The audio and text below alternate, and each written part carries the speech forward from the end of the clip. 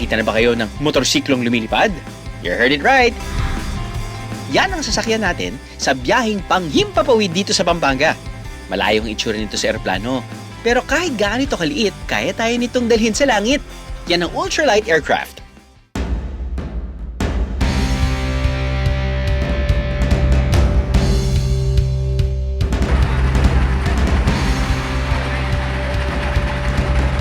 Sabi sa akin ni Charles, yung pilot natin, na first time daw niya fly to ultralight. That's true.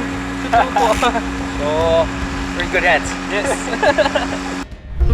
Pagkatapos ituro ni Charles kung paano gumagana ang controls, ang kailangan na lang natin gawin, huminga ng malalim. Ready? Ready, sir. Ako pa yung Let's go. nagtanong ng ready. No? Ikaw yung Ready, piloto. Ready, sir?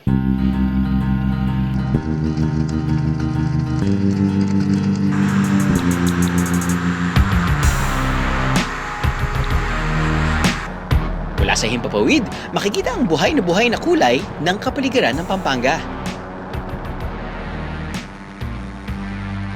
So nakikita mo yung yan yung lahar.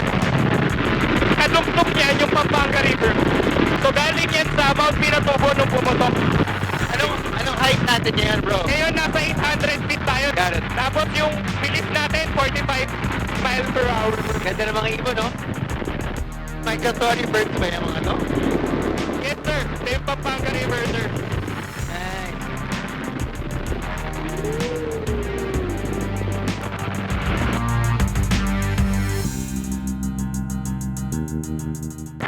Nag-enjoy kayo sir? Galing, brother. Thank you.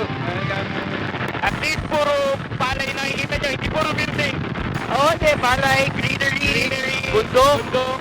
Yeah, maganda. Maganda River. yung weather. Yeah. Hayop. Pero enjoy pa rin sa enjoy.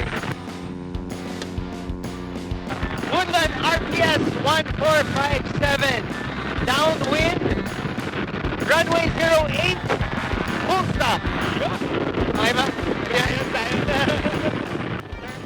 This is Captain Aureliano speaking.